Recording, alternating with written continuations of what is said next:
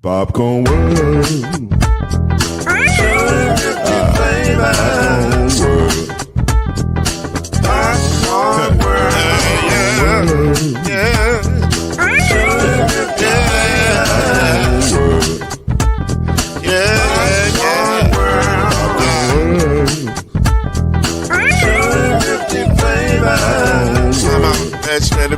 Popcorn World. Can I make you move now? Yes, I can. So you can get this move in a bag of a can. Put the big around the world and it holds in your hand. Popcorn World. 250 flavors gonna make you smile. 250 flavors gonna make you smile. 250 flavors gonna make you smile. I said popcorn make you smile. Ah.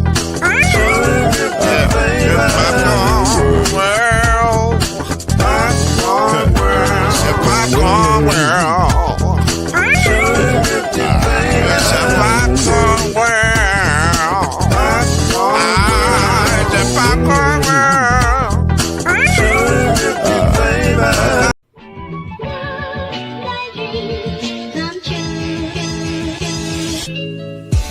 Now it's time for Believe in the ACC with our starting lineup. From Florida State, number 17, Charlie Ward. From Morehead State University, number 50, Lloyd Spen. And from Murray State University, number 2, Kendrick Haskett.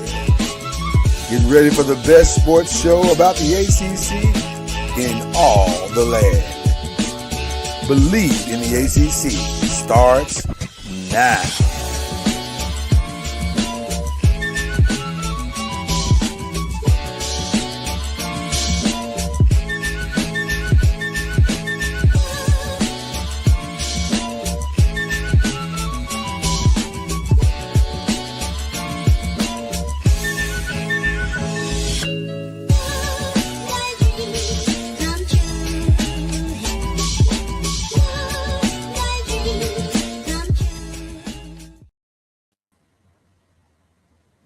It's been a long time since it feels like we've been gone forever.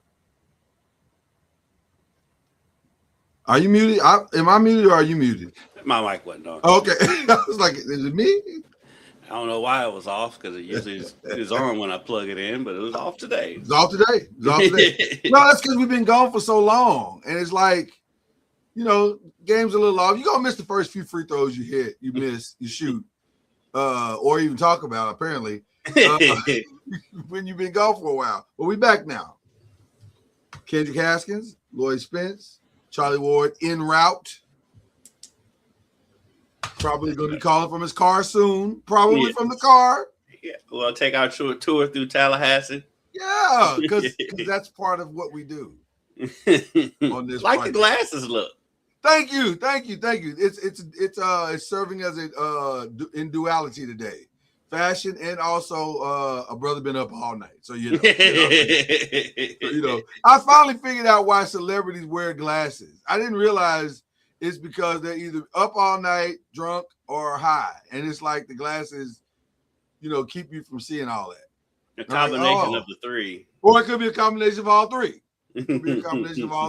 So for me, it's just fatigue, and a little bit of fashion, but mostly fatigue. So but I'm glad to be here with the homie right now. We're about to do our thing. This is Believe. We should probably start calling it a mashup and just call it something else. We'll come up with a new name going into, we'll take our summer break. This time of year, because really all we got going is baseball and softball. Right. And we have the NBA playoffs. Yeah, so we'll come up with a new name. We'll figure it out. Tallahassee's in full effect. With the great Charlie Ward in the building or driving through the building in his car. How you doing, Charlie Ward? Can you hear us? What's up, sirs? Yes. We're great, brother. We're great. Good morning, my brother. Good morning. Well, let's get the party going, man. First of all, we normally do like a check-in with Charlie. So how are things in Tallahassee? I just got back from our conference in Boston Oh, okay. late last night. Did this conference involve Jaylen Brown and his Twitch account? Someone needs to meet with that brother. I've seen some spots where he's going off on everybody. He's got some time. Like, yeah, he's got some time. He has some things on his mind. Like he's not a part of an association anymore. Well, they reminded him real quick. Send us that $50,000 check, sir. Send us that $50,000 check. So because he was talking about the referees and he was going too far. Charlie, you never had to pay $50,000 for anything, have you? Like that Knicks fight, you didn't have to pay $50,000 for that, did you? Yeah, it was more than that. It was more than that? David Stern hit you like that? Yes, because it's a game check. Oh, because you got suspended. Oh.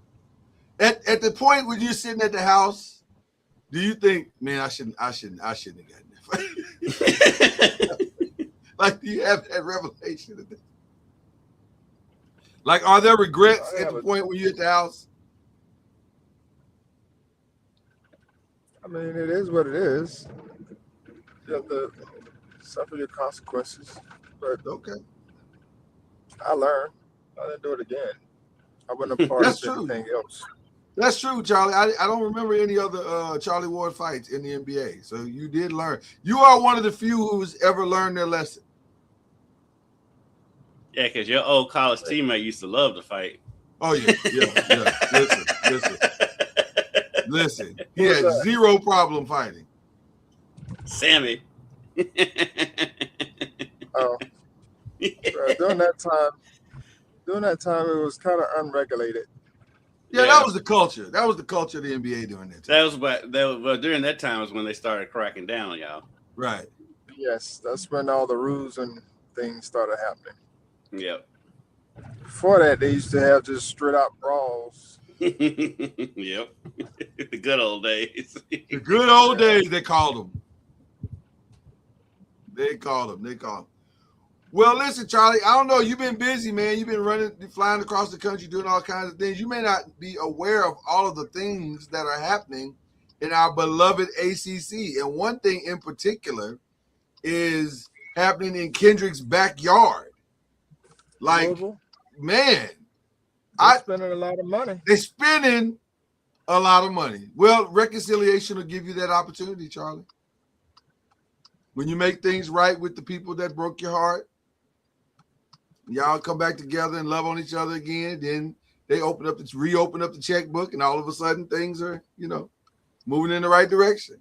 So who are you referring to? I mean, I'm not gonna say a name.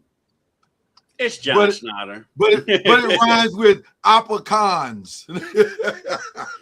The founder of Papa John's, John Schneider. Is he still? He's the founder. You're right. He is the founder. He's not the CEO anymore. He's the founder. But he apologized, and I guess he's on the books. Yeah, he's back in the game. They've reconciled, or however you say it. So, did they do it at St. Stephen's Church? No. I was just wondering where do you reconcile a moment like that, where you have to repent for your past aggressions? Over the phone. Just over the phone. Nothing special. Just or StreamYard. Could you tell John Snyder or whatever his name is? One of them guys. Who would call you? FAMU is less, so he don't have to spend. He don't have to spend as much. FAMU with us is less. I don't understand it. Like, if y'all want to spend less money, y'all can come help us out at HBCUs. Well, for looks of it, it would be probably a better proposition for Papa John to do that. Well, let me ask you a question. What are you prepared to do, Charlie? Are you prepared to turn FAMU Stadium into Papa John Stadium? Because what are we talking about? Does he need? He can't really do Papa John Stadium no more now. You'd have to just go full name, right? No, until they've got naming rights on the stadium now. So until the stadium, are you talking about here or in? Well, I'm saying in Tallahassee, he's gonna have to go John Shatner Stadium, right?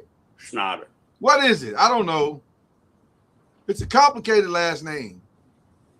Schnatter. But there's no D in it. It's 2 T's. It's Schnatter. Right. Okay, we're going with Schnatter. Hence it being Schnatter.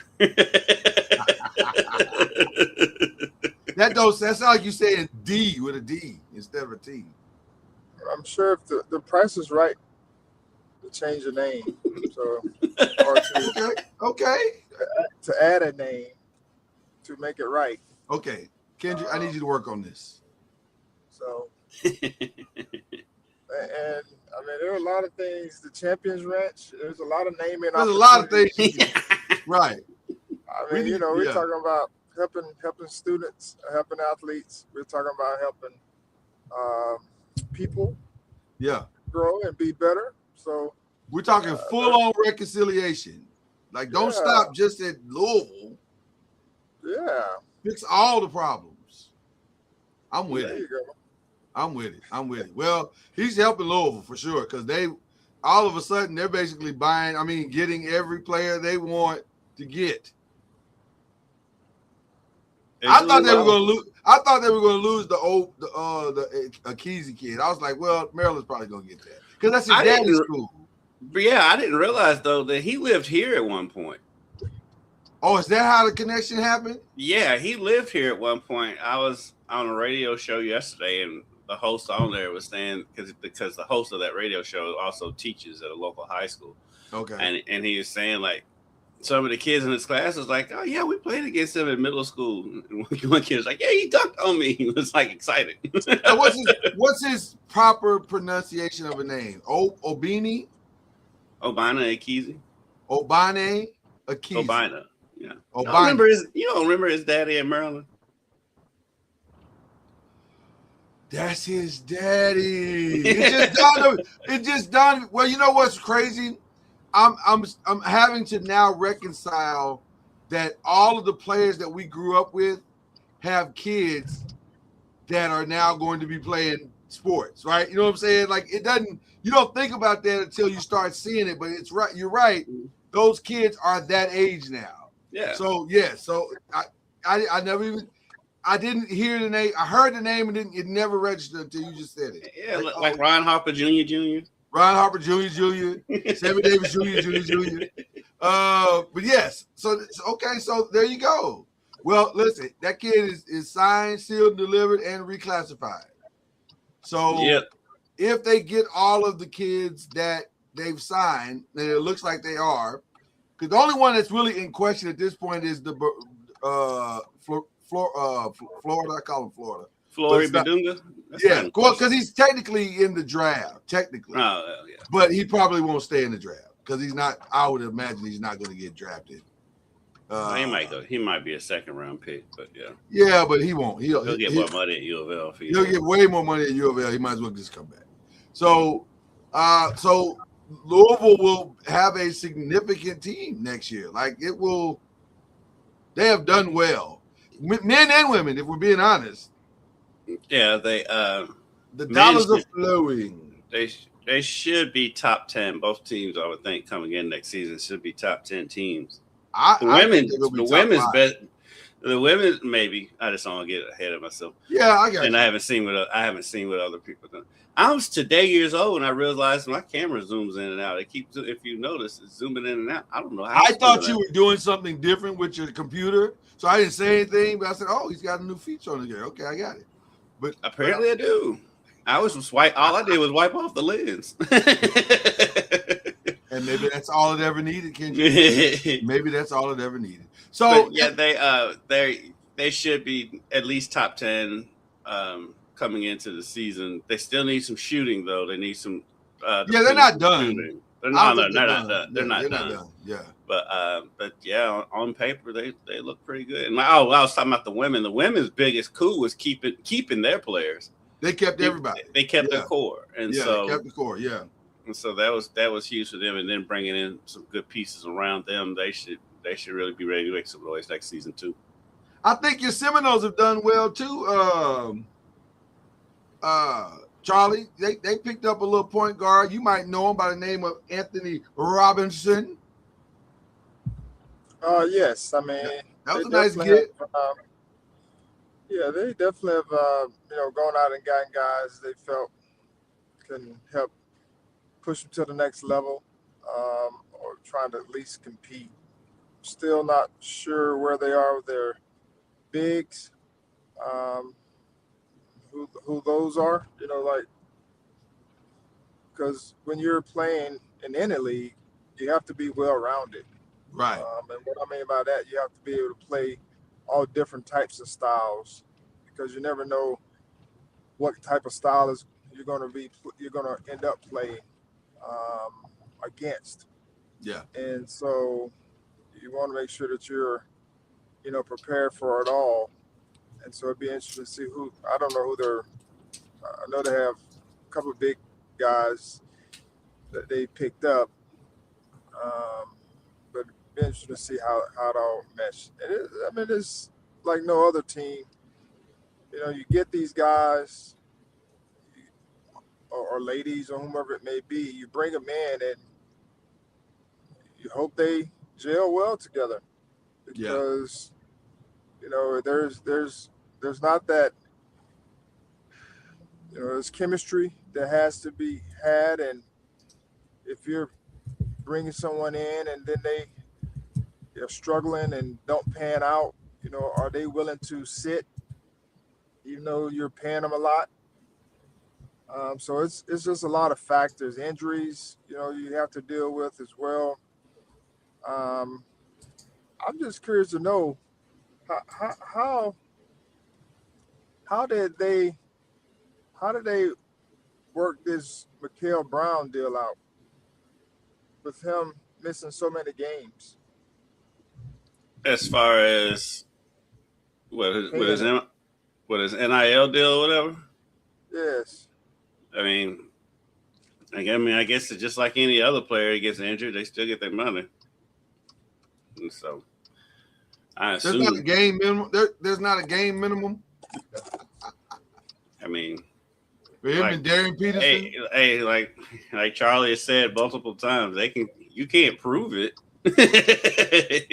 Can't prove it. Player walks in and says he got a stomach ache, you just got to take his word for it. So, I'll say this, Charlie. I was watching some of Mikael's pre-game, pre-draft workouts, and I am so thankful that he set out. I was so thankful that he set out and protected his back, because he looks fantastic. Yeah, no, I was looking at those as well.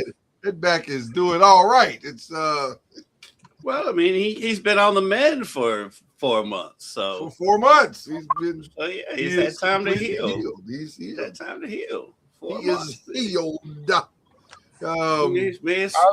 Took a swim in the waters of Lake Minnetonka. Lake Minnetonka. That will definitely bring about a healing. I do notice he still wears his U of L gear, which kind of surprises me. Well, listen, because he's repping the squad. As soon as this season was over, he was out of town. Well, and also that might be part of the NIL responsibility. Like when you are, like I say, it's like maybe it's a certain month to month thing. Like you have to go from the time you sign your deal last year to the time you get drafted. You keep wearing the U of L gear as part of the marketing for the University of Louisville. Now, I don't know why you zoomed in on that, but, it's fine. My hands are down here. I don't know what this thing's doing. I just looked up. It's like a 70s movie. It's like a 70s zoom in. I'm with it, though. I like it. I'm here for it.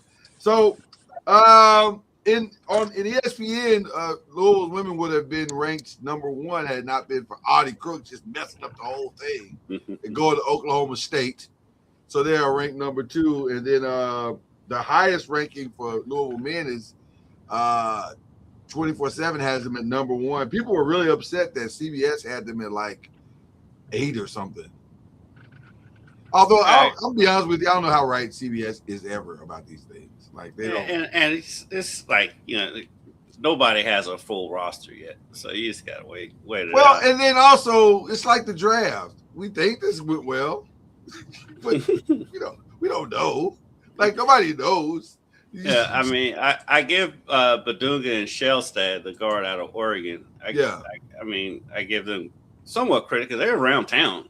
I mean, they've already come. They're already there. Yeah, they've been here. I don't know if they've moved in yet, but they've been around town. That's what's up. When they came on their visit, they're here at the same time. Their visits. Right.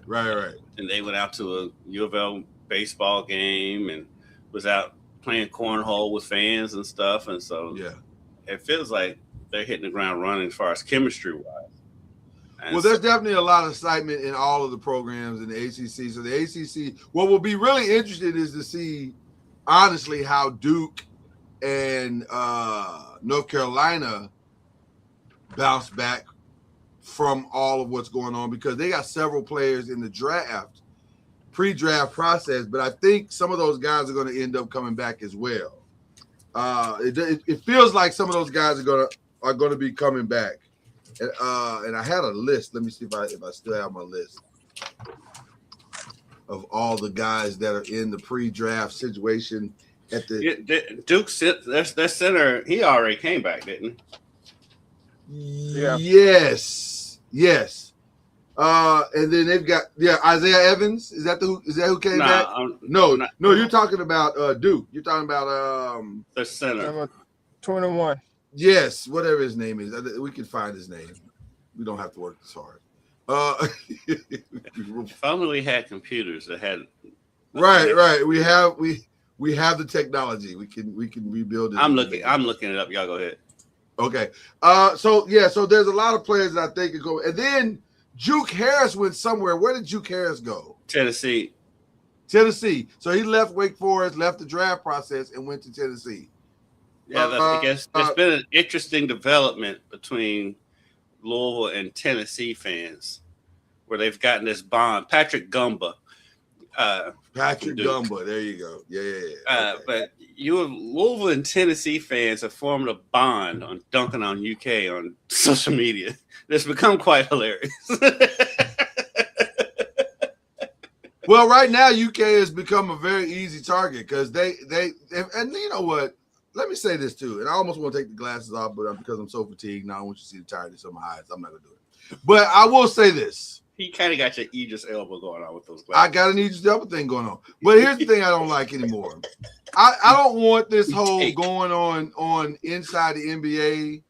We're takers.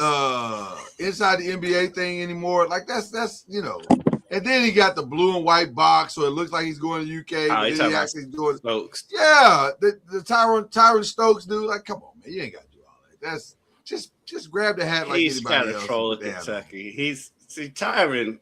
He's from here. He's from Louisville, and Pat Kelsey got out of that recruitment relatively early. He's too rich for his blood, but he basically grew up a U of L fan. And so I don't think he was ever going to really go to Kentucky. So I think it's kind of a troll job because he got like a 502 tattoo on his leg, before he committed. Wow. For those who don't know, 502 is the area code for Louisville. The area code, yeah. So, I think what is he getting? Like 4 or 5? He's got to be getting 4 or 5 million then, right? I don't know. People ask me about what people are getting. You don't know the number, but that's also the other thing that Louisville has done. I heard it's around 4 or 5. Yeah, Louisville has not released the number, and why would you? They don't. None of them do. That's what cracks me up when all these experts say they know what people are getting. I'm like, they have not released that. Well, Kentucky, didn't they release the number last year? Well, Kentucky did. Well, I've also heard that it wasn't 22 million, but when it got out, they didn't say no. But right, which is something you need to say if that's not the truth. You need to say no. That's not how. Well, it helps them, and in their eyes, and I can see why they thought that it helps them to say to other recruits, "Hey, we will pay," and so Does I it? think it's kind of Because the number's still out there and nobody's coming. Yeah, well, apparently they didn't get 22 million from their. Okay, right. And he's like, you got to prove it. It is not money. right. It's not working. So, but I digress. So the NBA draft is also coming up, and it's been interesting to see. This is going to be a unique draft, and a very interesting draft. Yes, because. So I guess I'm trying to figure out this new world where you can put your name in, but if you don't go where you want, you can come back. Yeah, well, they have a deadline before the draft. Right? Yeah, there's a deadline before the draft. Okay, so that's okay. So but the deadline is pretty close to the actual draft. Like it's like what is it, like a week or two or something like that? Maybe a month. Yeah, it's normally sooner. I mean, so it's coming up. Yes, should be coming up here soon. Okay, early part of the month or later in the month. So I bring that up because significantly, I think, like we said a minute ago, a lot of the players that we're seeing in the projections, I think some of those guys are going to be coming back. Like I think now Ryan, where did he end up going? The players wishing to retain college eligibility must withdraw by May 27th, while the final deadline for all early entry players to withdraw from the draft is June 13th. So that's what I thought. That's what I was going to say. I thought it was like close to the somewhat close to the draft. Yeah, the draft is on the 23rd and 24th. Okay. So now Ryan ended up where? Where is he going? Ryan Conwell. Or can he go, or is he done? Is he eligibility up? Okay, yeah, so he's in the draft. Supposedly he's shooting up draft boards. Really? Okay. I just heard that the other day. I hope so. He's a nice kid. He's a great kid. Isn't it ironic to me, or to all of us, and nobody can speak to this more than Charlie, because you went through the process. And I heard our good friend Byron Lusby, who was a scout for the Colts, say the combine doesn't really help you as much as people think that it does. Like it will fool some teams, but most teams usually have their board set prior to the combine because of the tape, more so than that. And then the interview kind of helps to solidify the board along with your personal interview at the facility. Whereas with the pre-draft NBA draft combine, it seems like because that's a competitive thing and they actually play against each other. They actually hooping, yeah. Yeah, it seems like that really can have a significant effect on your draft status. Would you agree with that, Charlie? It definitely gives you an advantage. Even just not with the combines, but you also get to play. A lot of times, I know when I was going through the process, of course, this was a long time ago. You actually played against other guys on your visit. Oh, yeah. And so I remember when I went to Orlando, they had me playing against Penny Hardaway, which, was cool, but it was something that, you had to do. And so I think a lot of that does help. You go up or down, one of the two. Right. And of course, you get to actually physically work out at some of these places, so they get a chance to see you live and through their drills. So that does help, as you say, as opposed to when I didn't even go to the football combine, which I guess it hurt. It didn't help me because I didn't get drafted, but I did have pro day on campus and those types of things for football. But I think it does help to be able, from a basketball standpoint, to be able to compete against other players, especially the ones that's probably in your same boat. Yeah. Right. Yeah. For a kid like Ryan Conwell, I would imagine that he he probably does stand out at these workouts because he's so strong and he can shoot. He can get to the basket. He can bully ball a lot of players his size, and so I can see why and then he can spot up shoot. So I can see why he's kind of flying up draft boards. Will he get drafted? Maybe not. Maybe second round. He's but second I can round see why. kid. But I can see why teams are interested in him because of his skill set. But he could move up in the second round. Like he could significantly move up in the second round. So there's your NBA draft and ACC draft information. Speaking of draft, we haven't had a chance to really review how well the ACC did in the NFL draft. 38 players. 38 players went in the draft from the ACC, and Miami did extremely well. Miami had a lot of people going in the draft. Miami and Ohio State make you wonder why Miami and Ohio State didn't play in the national championship. Well, and not only that, but Clemson also Clemson matched Miami, which tells you they probably should have had a better season than they had. Like they had 9 guys go in the draft, so I'm not sure what happened. I'm not sure what happened in the season, but it was clearly a productive draft for the Clemson Tigers. But just to kind of go through a couple of review, all the first round players, 10th, obviously, Francis Maianoa. And by the way, again, there's no N in this name, but it's Maianoa. It's crazy. There's no N anywhere in sight. It's madness, I tell you. It's madness. But he went to my New York Giants. Reuben Bain went to the Buccaneers, which I think was a good pick and a good spot for him. Blake Miller. Yeah, he just reminds me of a Buccaneer. I think he does. He really does. When I saw him put the Buccaneer hat on, I said, yeah, that tracks. Yeah, he looks like a new worn sap. So there you go. Blake Miller, the offensive tackle from Clemson, went to Detroit. Akeem Mesidor, great edge rusher, went to the Chargers. Keelan Rutledge went to Georgia Tech. He went to the Texans. And then Peter Woods, the defensive tackle from Clemson, went to the Kansas City Chiefs. So those are your first round. I was happy for Mesidor. I was too. He's a kid that when we was down in Miami for the national championship at the media day, I got to talking to him a lot. And it's a really nice kid, funny kid that's not taking himself too seriously, and a heck of a football player. So I was happy for him. There you go. Some other names of notice. Avion Terrell went in the second round. He went to the Atlanta Falcons. Carson Beck, Charlie, went to the Arizona Cardinals as the player of the future for the Arizona Cardinals. What do you think about that one? I mean, the only thing that really hindered him, I guess, probably was his arm. His arm injury he had coming into Miami.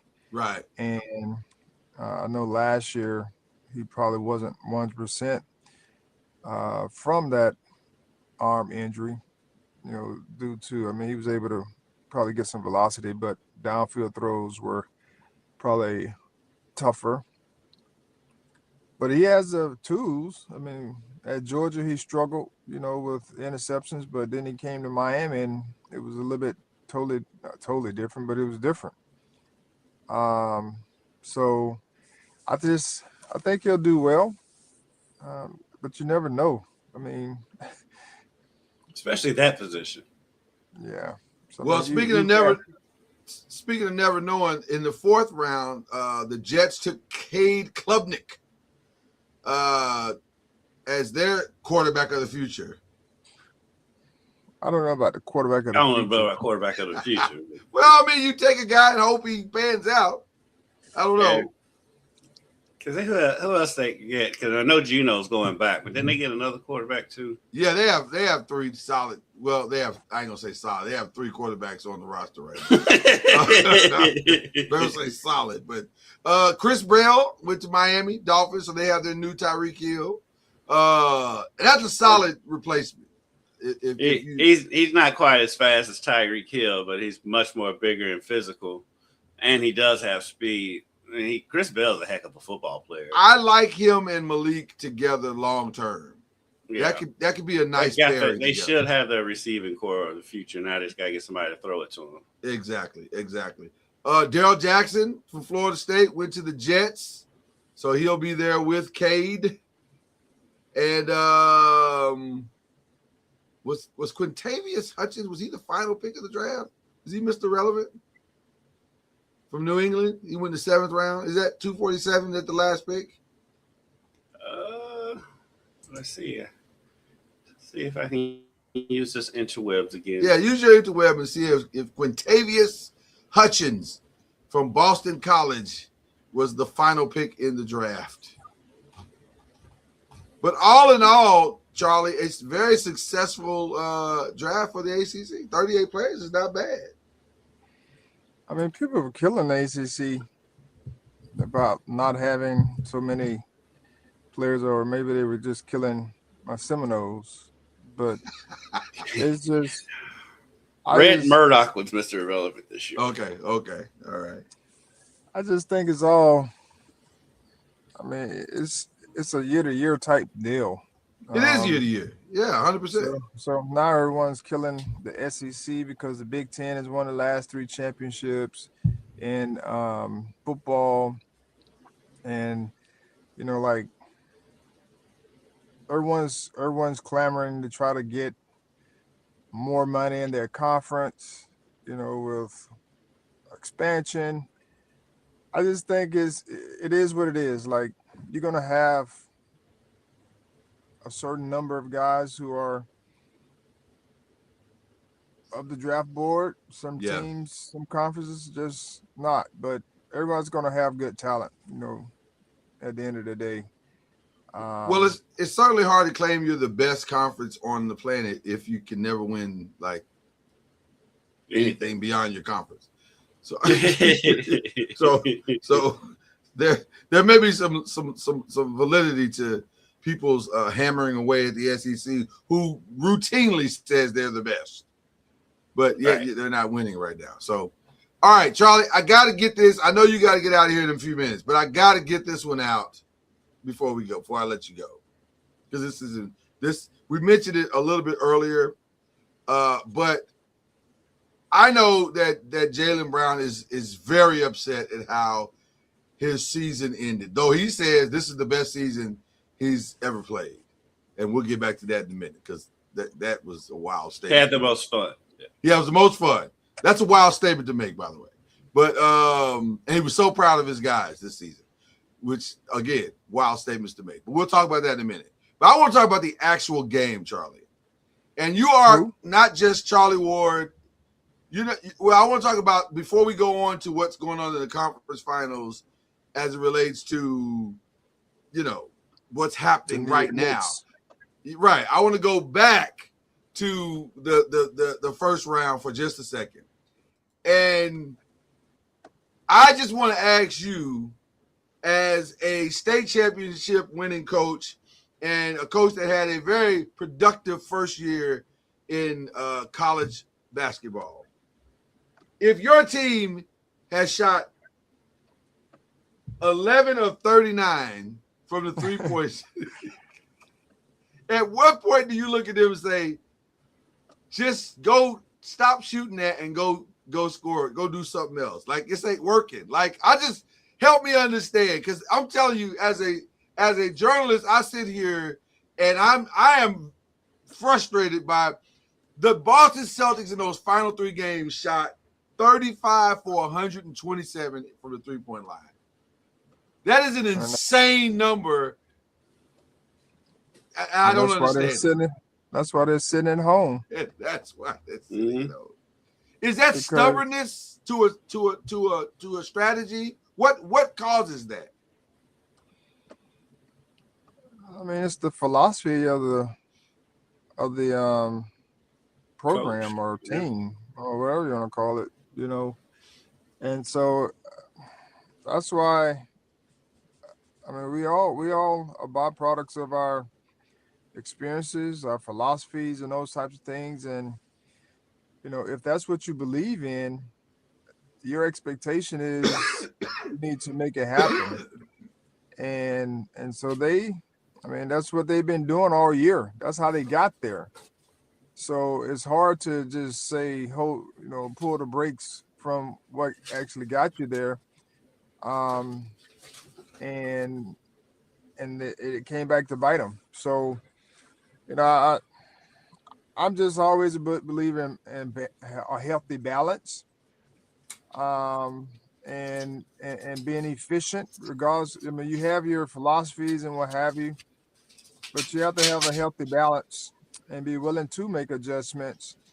But when your philosophy is trying to get up as many threes as possible, you're going to lose games because you're not going to shoot well all the time. That's just. I'm watching the game, Charlie, and I'm saying Philly is literally surrendering the mid-range shot. They're like, "We'll give you that," and they wouldn't. And they were like, "No, we don't want that. Give us a three, whether it's open or not. It doesn't matter. We're shooting that 3-point." It was an insane game to me. So as much as Jalen would like to complain about the refereeing and the flopping and all of the things, it's the 3-point shooting for me. Like it was. You can't. And they kept. I mean, at least get a paint touch. They kept shooting bad. They kept shooting bad ones. Oh, yeah. Bad. That was my biggest issue, was they would just keep coming down and shooting the same shot. And I'm like, dude, you just shot that same shot. I understand you think the next one's going to go in, but the next one's not going in. Like you keep saying the next one's not going in. So when are you going to just stop and say, I need to do something different, or let me run some time off the clock? I mean, they just kept coming down past one pass shot or no pass shot. Right. And if you miss, those are just long rebounds. Demoralizing. I mean, if you're gonna chuck a lot of threes, at least run some kind of offense to get a three. No, like Charlie said, they were not running any kind of offense. They just run it down and chuck it. Well, and never was it more prevalent and ridiculous than when it's a 1-point game, and all you have to do is drive to the back. Jalen is one of the strongest players on the basketball court. And instead of coming down and driving to the basket to try to score on this guy, putting the guy in a pick and roll, seeing if he can get to the basket that way, no, 3-point shot. Let's see if it works this time. It was unbelievable. It really was. They shot 3 threes in a row with a 1-point deficit. It was crazy. I was like, you know what? Y'all deserve to win. So my question is, has he gone on Twitch or whatever he's on and talked about that? No, I haven't heard a word about this ridiculous philosophy. And by the way, I'm starting to think his coach not so much the genius. He may be starting to think that? A little bit insane. Just a little bit insane. Just a little, because it just doesn't make any sense. And now we haven't said that starting 5 he rolled out there for Game 7 wasn't a giveaway? Listen, that was because that starting 5 was because of a guy who couldn't play. Well, that doesn't explain Luka Garza's starting. Well, Luka is a streak shooter. Listen, he believes in the streak shooter. That's why Hauser's out there. That's why Pritchard's out there. That's why Luka Garza's out there, because they're streak shooters. And when they're hot, they're hot. But when they're not hot, oh boy.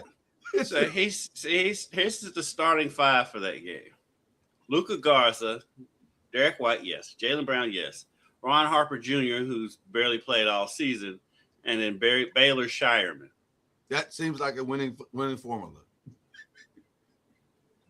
Said no one, by the way, ever. No. Like no one has ever put that sentence together. I can understand want to keep bringing Pritchard off the bench because that's where he's most effective. I can understand that. But you won't start Sam Hauser and Keita has been playing for him all season. I have another coaching question, Charlie. At the trade deadline, Boston went out of their way to trade pieces to Chicago to get Nikola Vucevic. And he didn't play not a minute of that game at all. Like he DNP coach's decision. And I'm saying, okay, help me understand.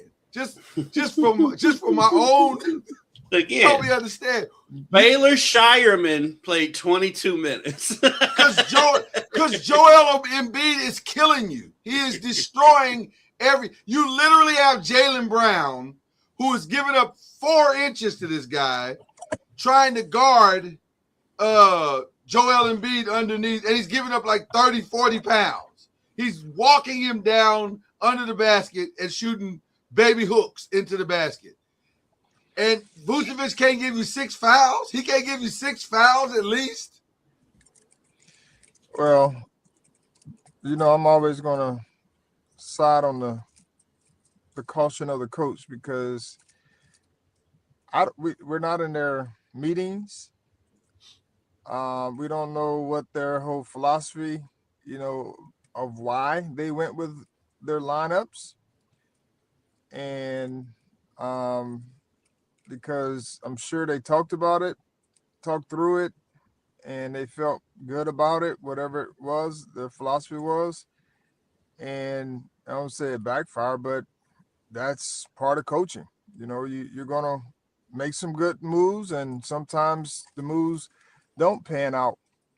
Because if he came out and those guys who came and played with great energy, which potentially could have been a reason why he chose to go with that group, because he's looking for energy, then it makes sense, to do that. But it's just, we don't know, like, the reason behind it. And of course, it didn't work in a sense. And everybody's going to criticize and those types of things. But that's part of making decisions and choices. And I'm sure it was well thought out, not just a whim. Well is strong. Well is strong. It was thought out. I'm not gonna go with well. So it's just that whole factor, because when you make decisions, like I tell my guys, coaches make decisions, players have to make it right. And when you're a player, coaches make decisions, we have to make it right. Yeah. On the court, whatever that looks like. and so it's a hand-in-hand trust factor. Because like I used to tell people all the time, there's no play that came into the huddle that wasn't a good play. It all came down to the execution of that play. Because if it was a bad play that the defense, was right on, well, it's my decision to throw the ball away, or not to throw it to the other team. Right. Just because it was they played it well, they knew we were doing whatever the case may be. It was my decision to go out and make it right by throwing the ball away, playing the next down. Yeah. And so that's what I mean by, it's that trust factor, and you have to trust the guys that you have, and you hope that they make you right. Well, speaking of that, your Knicks are on fire right now.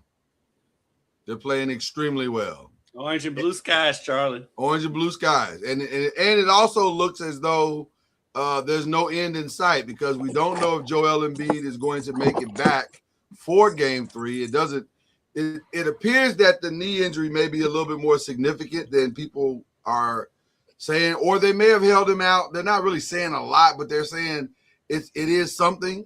And so it doesn't appear that he's going to be, regardless of whether he comes back or not, he's not going to be close to 100% at all. So that's a problem in this series, because the Knicks do have a center. Now, the headline on ESPN.com right now is why the Knicks need Karl-Anthony Towns to stop fouling, which I agree. Like, it does. You got to calm down because you got the advantage.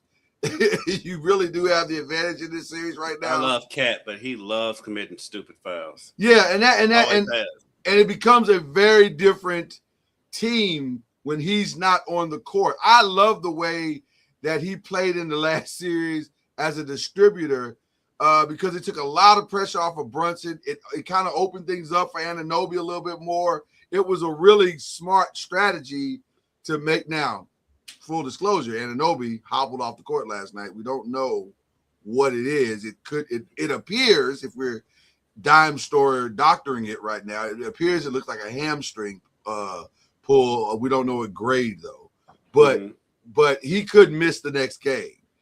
And that's significant because I think he's averaging like 22, 23 points or something like that. Yeah. He's playing really, really, really well.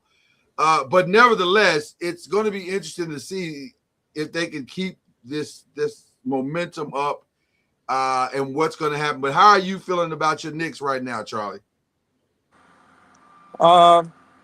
They're of course playing well, and I mean, last few games they've won them since their first two losses to the Hawks. They've kind of found their way offensively, then defensively. They've kind of put a stranglehold on teams, which is what you want. And their depth is going to be a key as well, because you're going to have injuries, and you need other guys to step up and play well. But the challenge, I think, for not just the Knicks but Philly is they have to play through probably Maxey. Yes, That's the reason. That's the reason why they were probably close to winning last night, because they had the ball in his hands a little bit more. And when they play through Embiid, it slows the game down a lot for them. Plus, they're so used to playing without Embiid, it probably is jarring when he comes back. Well, they had a good flow last night. They had a really good flow last night, and I thought, I'm gonna be honest with you, I thought they were going to pull it out, but it just got really. They at the end of the game they adapted the Celtics game plan, right? Which is keep chucking three. Paul George took one of the absolute worst threes. Oh, it was awful. That was awful to see. And then somebody said something to him, and he looks like he was defending. I'm like, bro, he was defending it. He was defending it, and I think he was defending it to Edgecombe. It looked like Edgecombe was talking to him. Like, you're only down 5 with plenty of time left. I mean, that three pretty much sealed the game. That killed it. That was the game. Yeah, that was the game. Yeah, you don't need a 3 to begin with. Go in there and get a quick 2. And then he's fading 2 people on him, and they just cross half court. I'm like, this is an experienced guy. Now, if this was Edgecombe that did that, I could let it slide. He's a rookie. That was playoff P. Which is why playoff P ain't never won nothing. Because, I mean, what are you doing in that situation? Charlie, it sounds like you're in your office, and I know your screen is frozen, but it does sound like you're in your office. Would that be correct? Yes. I just got into the office. Well, listen. Always appreciate a Charlie Ward attendance. Always appreciate that. Yeah, I'm sorry about that. I don't know what happened to my screen, but well, it's a good look. It's a good look, though. You look good, though. It's not like it's a bad picture. You look stoic. I appreciate it. Appreciate you guys, and go New York, go New York, go. I see what Charlie's been riding home to each night. There you go. All right, brother. We appreciate you, man. We'll see you in the group chat. All right. Yes, sir. Y'all have a good one. All right. Bye-bye. Bye-bye. The great Charlie Ward, ladies and gentlemen. I want to go back to the Celtics real quick, though, just because there's a question that I wanted to ask, and I specifically saved this question for you, because that Twitch thing was kind of, I know some people took it as him venting, but there were moments where I said to myself, is this venting or is this a subtle announcement? Well, then he did a second Twitch. He did another Twitch yesterday, which he basically said he wants to be in Boston as long as they'll have him, or something to that extent. Or if it was up to him, he'd be in Boston. Why wouldn't it be up to him? They're going to make you an offer. Why wouldn't it be up to you? Are they? Well, I'll just say this: $70 million a year for 2 players is crazy. Well, that's what that's the NBA now, though. and it's the same player. Like you're paying the same type of player. That's a lot of money, bro. That's a lot of money. So that's what, 5 years at 70? It would be 4 years or 5 years. Well, he got the bird right, so it's 5, right? So that's $350 million. Jesus. They got it. That's why about the team. Who you kidnap? Chelsea Clinton? No. I don't do it as well as you do it. You do it better. But that's a lot of money. 350. Oh boy. They got it. He said this was the most fun he's had. Is that what? Yeah. I heard that, and I heard somebody else explain it to where it did make sense why he would say that. Now it's one of those things where he can feel that, but probably should not say that, because you say it if you mean it. Well, you don't have to. But he didn't say. He wasn't even asked. That's the point I'm making. It'd be different if he was asked the question. He's just answering it, but he wasn't even asked in the first place. But that's the point I'm making. You said if you really say, man, I really enjoyed, because what I heard was, I really enjoyed having my own team. Yeah, and who can blame him? I mean, you're a star player. I'm not mad at him. I'm not mad at him. I don't blame him for feeling the way he does. I just wouldn't have expressed it. But you gotta think he's a guy who's probably feels he's every bit as good as Jason Tatum, but he's playing second fiddle to Jason Tatum. It was his team. They came in. There was no expectations on that team, so they're playing carefree all season anyway. Well, there was a media expectation. The media had them winning 39 games before the season. Yeah, the projections. Go back and look at it. The projections were 39. But still, that's still 39. That's a losing record. I mean, so right. Yeah. So I mean, you coming in, you're not even expecting to make the playoffs with losing, since projected for 39 wins.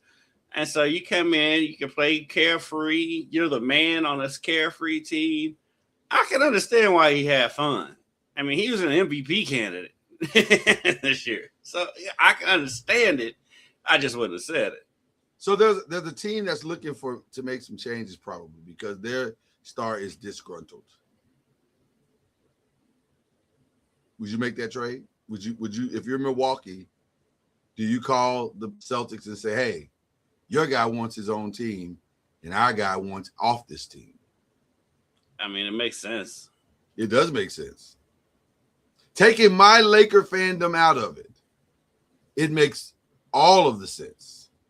In fact, it makes the most sense of anything that I've heard discussed. Far more than Miami, far more than the Knicks, far more than my Lakers. That makes the most sense. Because one thing about Jalen, he don't care what market he's in. No.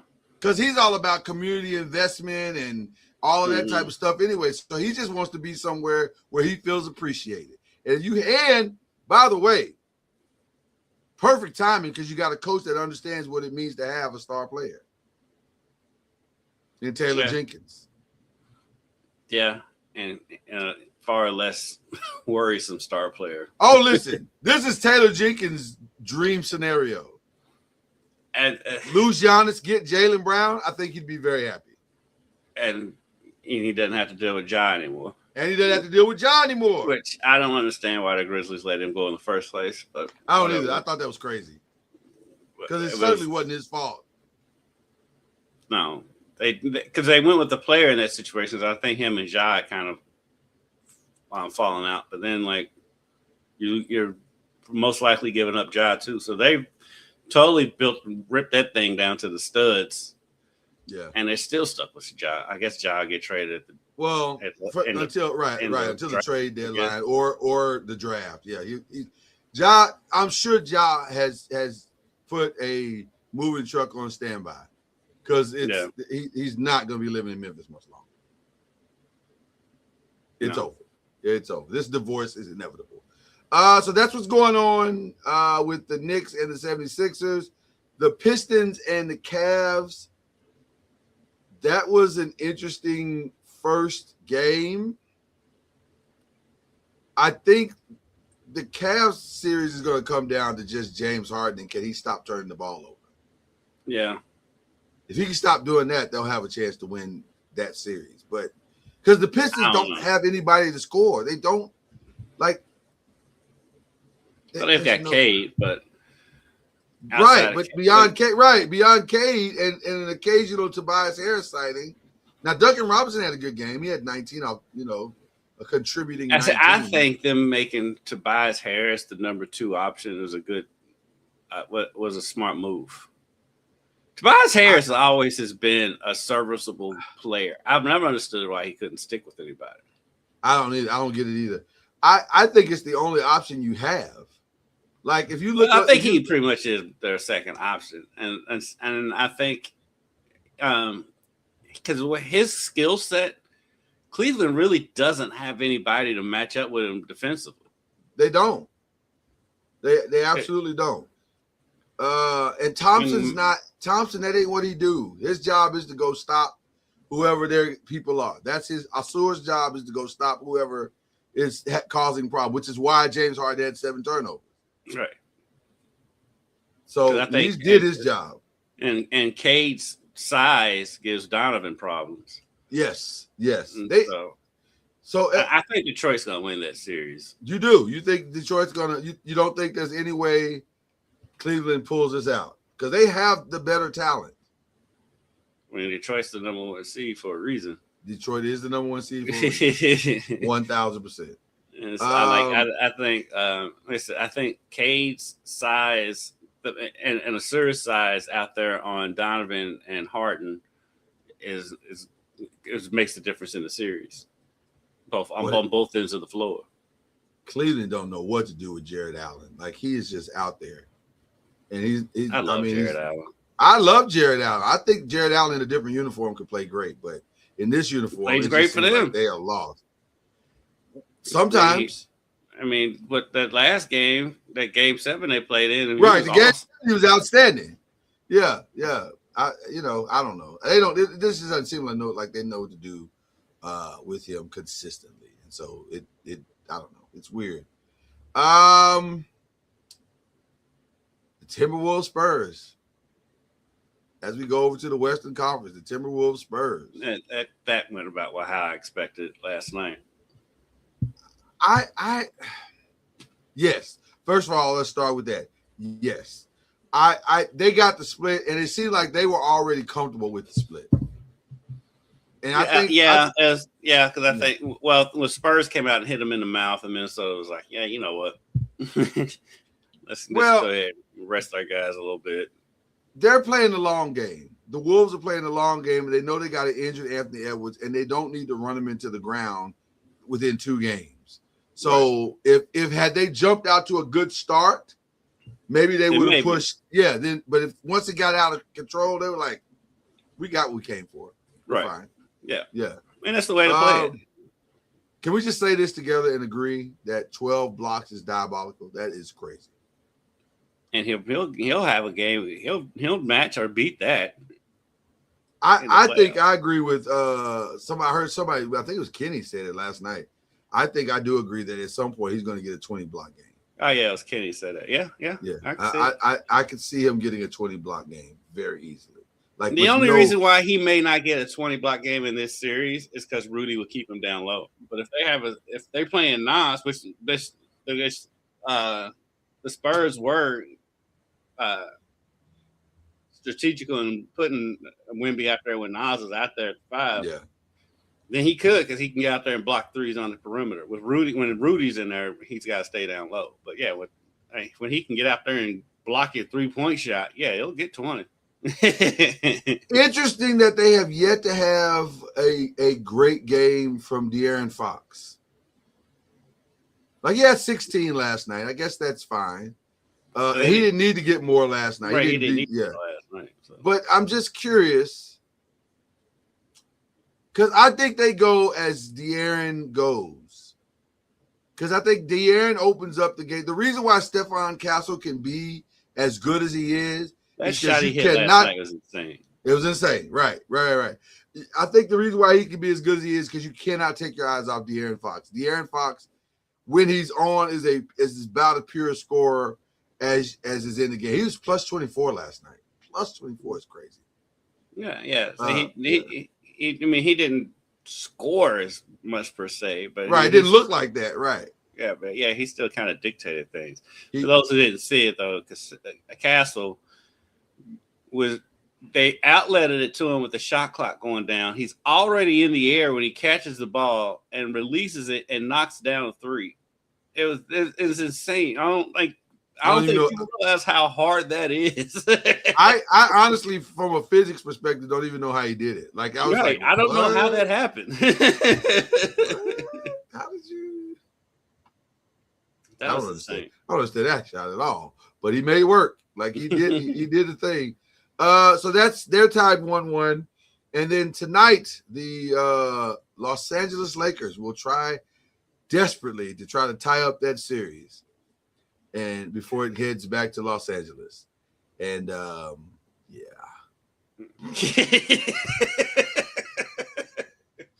The thing was, it's like watching that game the other night.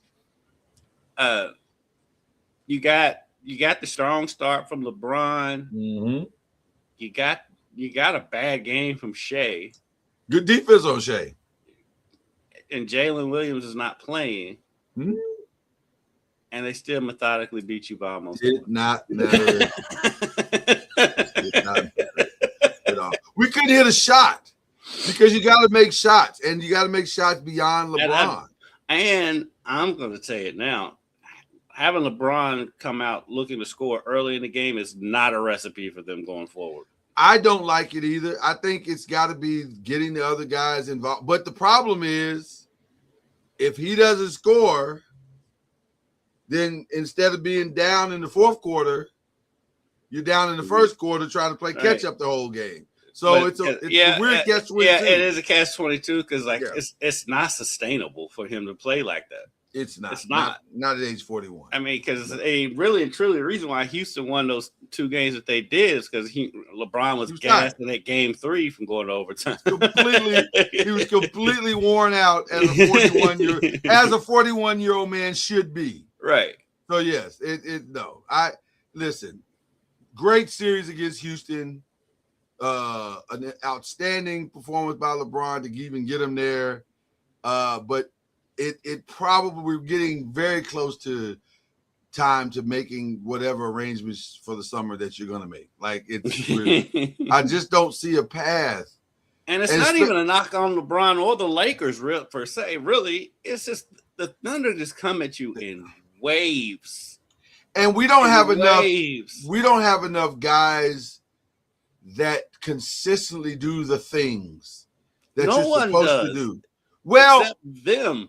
Well, here's the interesting part.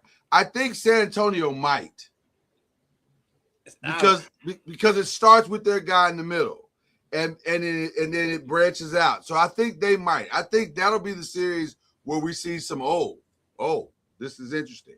But until that matchup happens, and by the way, it may not happen because Minnesota has some dogs as well. But I still think the Spurs win as well. But we don't have enough guys that do all the things consistently. And like even with the Spurs, even though they won the regular season matchup or whatever, I still think they're a piece or two away from really beating the Thunder in the series. I don't disagree with that. I think the Spurs are so young, and the Thunder are too. It's just but there's just so many of them. Their depth is unlike anything we're used to seeing in the NBA. Right. The NBA usually, it's a 12-man roster, but it usually only goes about 7, maybe 8 deep. They go a good 10. Well, normally depth, that type of depth where there's no drop-off in the NBA is impossible. But for some reason, the NBA decided to give the Oklahoma City Thunder all the draft picks. Like they have all of them. And they've used them very wisely. And by the way, and then they go out and get McCain from the Sixers, who fits in perfectly with that team with his personality, his style, his way he plays, his skill set is perfect for that team. And he was killing the Lakers. He was. It got ugly late in that game. But I'll say this: the challenge of the Thunder going forward is the financial part. Will they be able to be balancing the financial part with the picks and how that's going to be the fun part of seeing what they do, because I think they're going to pay their core. I think the core is Shea. But here's the thing. Who do you call a core with that team? I think Definitely the core. Shea. I think it's Shea. I think it's Jalen Williams. I think it's Chet. And then Chet. And then everybody else is moved. Because if you're like Lou Dort, though. Well, he's a free agent this summer. But he's kind of like the defensive heartbeat of that team. He is. But can you find another Lou Dort? But you can't pay everybody $200 million. You can't do that. Somebody's got to be the odd man out. I think it's going to be Lou. It probably will be Lou. Which, by the way, I'd be more excited about the Lakers getting Lou Dort this summer than I would be about Giannis. If I'm being honest, we need defensive help. You cannot win a championship without defense. He is a younger version of Marcus Smart. Yes, and he can shoot. The kid is. He has every tool in the bag. So I'd want to see. That's going to be it's going to be interesting to see what people do in this offseason, because everybody is trying to build for two teams, basically. Like, how do you stop Oklahoma City? How do you stop San Antonio and where they're going to be next year and going forward? By the way, let's go back before we go forward. Do you break up the Nuggets? I think so. I think so too. I think so too. I think this has ran its course. Yeah. I mean, you tried to bring Brown back, it didn't work. You didn't get Peyton Willis to play at all. Yeah, I think you keep Nikola. I'm even lukewarm on Murray at this point. I think Murray is a trade piece. I think Murray is, and Gordon is. I think you try to get what you can and try to make some things happen. Now, the trick is Nikola going to sign the deal? Like he said he is, but is he? Until he does, he hasn't. You're right. I think you're right. But yeah, you're right. Yeah. So we'll see. It's fascinating. It's fascinating because, first of all, I want to give a shout out, an early shout out. I know we give shout outs at the end, but I want to give an early shout out to somebody. That is the greatest performance defensively that I've ever seen Rudy Gobert have. Mm-hmm. That's the first time I've ever watched him and said, that's a defensive player of the year. Yeah, he had Nikola all messed up. Nikola, oh man, and doing so many things that are uncharacteristic of the way he plays. What is this? What is this new set on First Take? They're in LA. Oh, okay. Yeah, he's in LA. He's in the LA studio. Okay, because I was like, what is this? Because this does not look like a sports show. It looks like somebody's family room. Yeah, it doesn't look good, but you know.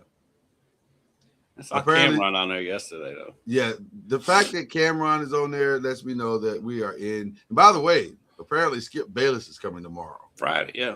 Which is crazy. I'm going to be honest with you, and I mean this from the bottom of my heart. If Skip Bayless comes back on a regular basis, I'm out.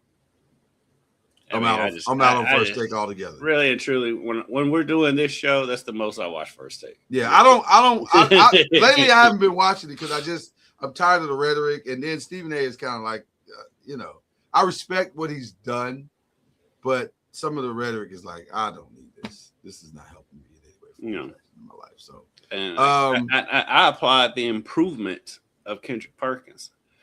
Yes. But sometimes he says stuff like the other day. It was like, if the Spurs don't win game 2, that they're going to get swept. I'm like, dude, that's relax. I don't know about that. Yeah. I mean, yeah, it's up against you when you lose the first 2 games of the series at home, but relax. I don't know who has more hyperbole in their takes, Orlovsky, Perkins, or Brian Windhorst.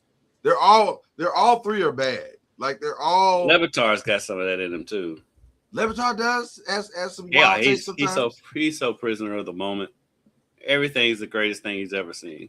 No, but I can almost tolerate that a little bit because that's just fan hyperbole. I don't mind that a little bit. But some of the stuff that Kendrick Perkins will say, or Windhorst, Brian Windhorst is like, he'll say some stuff. You're like, dude, that is not how that works at all. And I'm sorry. But, they'll say it as fact. And then you're just kind of like, what? No. No. So I don't know. Han, what's his first name?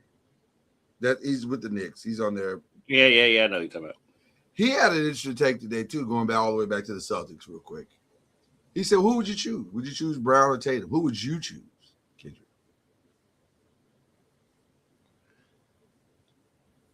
I think I would go Tatum. I think I would go with Tatum. But like it's one of those things where if they went Jalen, I wouldn't blame him for that. But I think I would go with Tatum. I think we're headed toward a breakup. I do think we're headed towards a breakup, regardless.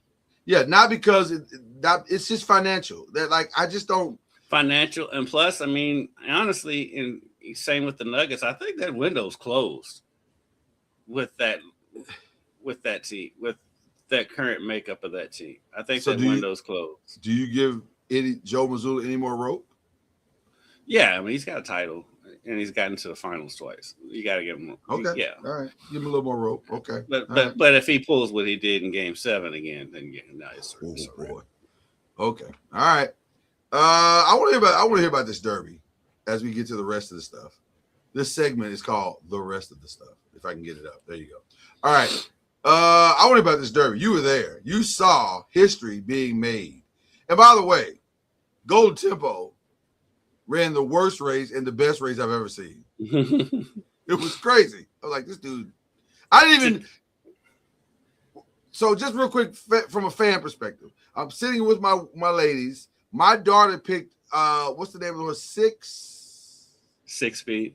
6 Speed. She picked 6 Speed. And for like a minute and 45 seconds, it looked like she might have her wish. And then, but when they turned that last corner, I pointed to the screen and said, you see that horse coming? Like a madman up the track right there. He's going to win the race. She said, what? I said, just watch. He's going to win the race. And sure enough, Golden Tempo did. Well, what was it like being there? Seeing the first woman trainer ever win the Kentucky Derby. It was awesome. It was funny, though, because me and basically almost everybody working at BLEAV that was at the track that day. We're all together. It was fun to see. We never all usually Derby Day. We all go our separate ways. Like be some factions here. This was all of us together. Nice, and it was great. It was fun and it was fun to be with everybody. We were on the first turn, so basically you had to watch the finish up on the big screens, and like when they cut because you couldn't tell who won, and they cut to the handlers for Oselli. So I thought Oselli had won, which would have okay. Which would have been a Louisville trainer winning the Derby. Would have been a huge story. Yeah, and it equally as huge. Yes. It had been the second Louisville trainer to ever win it, but the first one to ever win it without a disqualification. But it was Golden Tempo, and so I mean it was awesome. Of course, if people hadn't heard the news, Golden Tempo will not run in the Preakness. Yeah, I heard that. They made that decision yesterday. They've got to move that race back. With Churchill Downs bought the Preakness Stakes, so I've got a feeling they'll move it back. Let me say, based on his Derby performance, he should not run the Preakness. As currently constructed. He wasn't going to win the Preakness anyway. He was not going to win the race. The race is too short. I'm stunned that he won the Derby, if I'm being honest with you. He was 20-1. So I think 24-1 by the time they hit the gate. Yeah. So plus the Preakness is the shortest of the three. For people who don't know, the Preakness is the shortest of the three. Right. And it's considered more of a sprint. Yeah. He wasn't going to make that up. He wasn't going to make that up in the Preakness. Yeah. But it would make sense for them to run the Derby the first Saturday in May, run the Preakness Memorial Day weekend. Yeah, 3 weeks. And then run the Belmont the first Saturday in July, because you're liable to get 4th of July, and you can combine all of that. Just saying. Yeah, I never understood what the rush was. Like, why are we back to back? And it hasn't always. It's because it's been like that for a long time. But there was times in the past when it wasn't like that. So I don't know.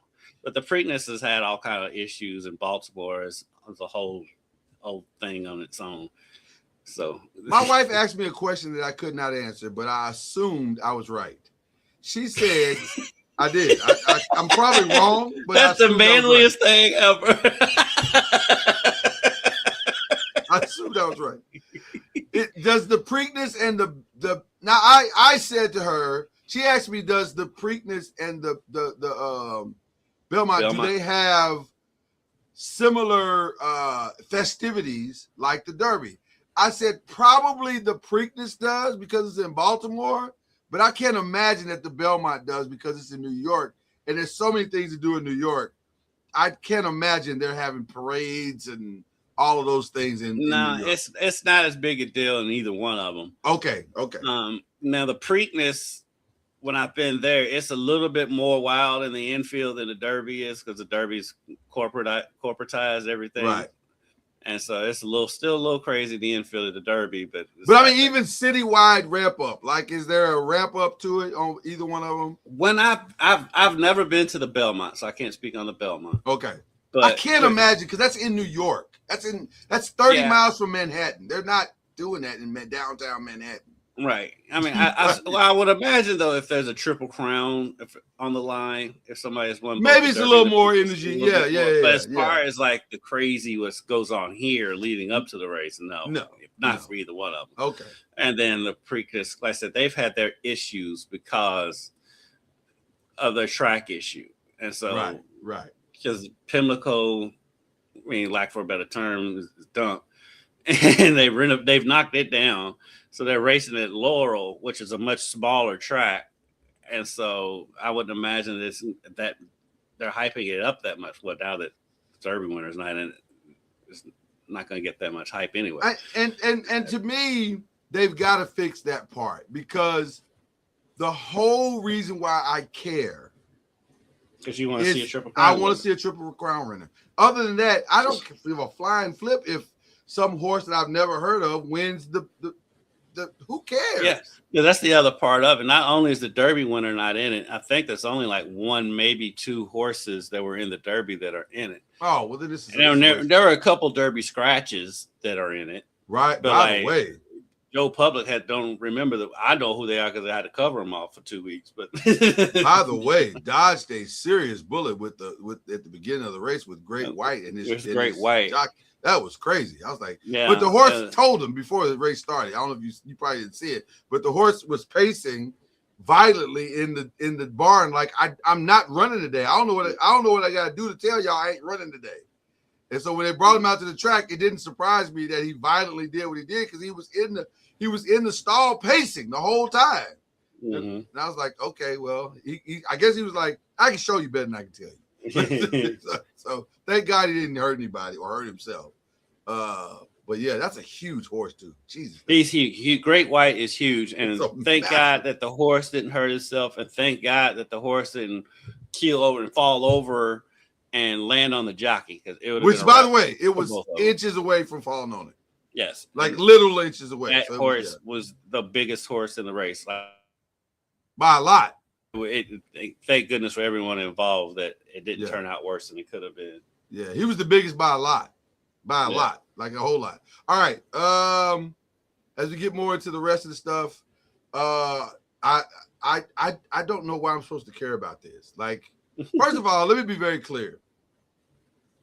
I think I might know 3 French Montana songs, maybe, and they're all features. Yeah, I only know features. Right. That's what I'm saying. They're all features. I don't know any actual French Montana songs. At least I don't think I do. Maybe I do, and I just don't know that I do. But I don't know why I'm supposed to care about this. Like, I don't. No one asked for this. No. So my question to you is, has Versus finally lost its relevance? I mean, if we're being honest, Versus has been relevant since we came out of COVID. They keep doing them. Well, listen, if this new strand of whatever this new thing is as strong as people say it is, we may be going back into COVID. Who knows? Like, I don't know. It's this new whatever this thing is called, something. So I don't know. But you know what? This government, they'll probably just allow us all to. Oh yeah, we're not. No, with this government, we ain't going back into quarantine. Yeah, just go grab your mask and pray. And we're not even gonna wear masks. They're just gonna just die. No, I'm masking up, brother. I go down like that. But yes, you're right. It's this government doesn't really care. But yeah, I don't know who asked for this, and so I don't think I've never understood why French Montana is famous. I don't either. Huh? Because he can go, huh? Is that the reason? I've never gotten. I mean, and call me an old head if you want. I've never gotten the appeal of Future. I don't. Young Thug. No. Lil Yachty. Let's keep going. Yeah. Uzi Vert. At least Uzi makes some beats though. Uzi's got some good beats, but as far as an actual rapper, no. No, he's this your version of Puffy. Yeah, I don't charges get it. That. Yeah, I don't get it. I'm with you. I don't get it. I don't get it. I don't. I like, even though I'm not a Drake fan, I understand the appeal of Drake, and I do like a lot of Drake songs. I understand. I like more than I thought I did. But like, so I was going to save this for week after next because the album drops next Friday. But are you excited for the Iceman? No, I'm never excited for when his albums come out because they're all going to sound the same. It's going to be like 2 or 3 bangers, and the rest of it's going to be a bunch of auto-tuned, monotone stuff, and everybody will act like it's the greatest thing ever. Will he? This is the only real question that matters to the album. Will he poke the bear one last time? If he does, I would say if I'm Kendrick, I just let it go. You've already won. And like if I'm him, I just move. It's time to move on. It's been time. It's been time to move on. It's literally been 2 years ago. Literally. Yeah. It's just move on from it. I've at this point, I do wish they would come together. You want them to come together? Yeah, and squash it. It's because it's old now. I'm tired of it. Okay. Because like my algorithm on Twitter is half of it is MJ and LeBron, the other half is Kendrick and Drake, and it's all of it's asinine at this point. I'm gonna be real honest with you at this point. I'm not 100% sure you can call me a pedophile and then we boys again. Like that's probably. It ain't gotta be boys, but just squash it. Just I mean. I think Kendrick has squashed it. Listen, I squashed him.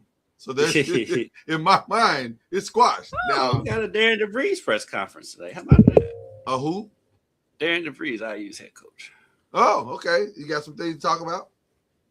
Yeah. Why did they go to my brain mail? All right. Well, there you go. Let's get to the most important stuff. The most important stuff is the TOC results. If you'd have given me,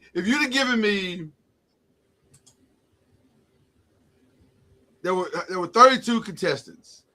If you're giving me 31 chances to pick the winner, I probably would have picked Brian Vitalgio. And I love Brian Vitalgio. Yeah. But I would not have picked him to win this thing. I figured this was Jets' year because all the women were gone. Because all the women that can beat him were gone. None of them were competing. And I said, this has got to be Jets' year. So to see him go down was a little shocking. But Brian Vitalgio took the TOC 7 title, the first man to do so, an all-male final. We've overcome. We finally overcome. Now, mainly because the real killers weren't they were judging it this year and not in it. Because Manit is a savage. She is a savage. She's a petite little woman.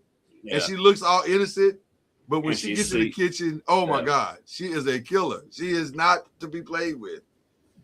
So I was stunned by old girl going out early though. Stephanie, the one with the glasses, for some unbeknownst reason decided she wanted to make a hamburger. Oh, you're talking about Brett Rossino? Yeah. Well, It was what she decided to do, how she decided to do it. She beat herself. Yeah, grinding pepperoni is crazy. Yeah, if she'd have ended up if she wouldn't have made that mistake, I think she would have made a run. She should have literally just taken the pepperoni and laid it on top of the burger, on top of the cheese, and been done with it. Right. It's a pepperoni burger. We're done. Like, that's all she had to do. She never should have made it. But grinding it into there was crazy. Yeah, her idea was fine until the pepperonis was introduced to it. And like, yeah, you gotta make another decision because nothing pepperoni and hamburger does not go. That don't go together. That don't go together. One of these things is not like the other. It was crazy. And now we're on the 24/7. Now we're on the 24/24, baby. Yeah. And you were right. You text me and said, "Hey man, this inning's gonna be crazy," and it was crazy. it was crazy. I didn't. And listen. Sometimes you see it coming, and sometimes you're like, "Oh, that's not how I thought this was going to end." Wow. Yeah. So I'm still stunned that old girl made that gumbo without okra and without rice and still advanced. Like, what? That's a serious omission. Like it's gumbo. Like, what are we talking about? It's in the title. And like I'm like, because Chris and I was sitting there like, she's like, she found out late that she needed to have rice in it. I'm like, I'm sure in that kitchen there was some rice in there. Yeah, it was that doesn't take long to cook. Right. But she made it with noodles. And I'm like, and no. I didn't like that Wellington. If I'm being honest with you, that's not a Wellington. Even deconstructed, that's not a Wellington. That the whole premise of a Wellington is to take that pastry and wrap it around that meat. So to not do that, but to still advance her was crazy to me. I'm like, okay, wait a minute. Hold on. Like, are we just getting rid of black people? What are we doing? Like, what? Like, that's what we do. Is just say that's what we're doing. But it feels like whoever judged that. And by the way, it's a blind judge, so I can't say they don't. Yeah, right. I can't say they were trying to do that, but I was like, "There's no way that gumbo should have." That's the one that got me. That gumbo should not have advanced. That didn't even sound good. A rice noodle with gumbo? That sounded crazy. And no okra. I don't even like okra. And I don't even like okra. Me but neither, I know gumbo. Right. I know gumbo. Okra goes in gumbo. Every gumbo I've ever seen had okra in it. That's all I'm saying. So I didn't understand.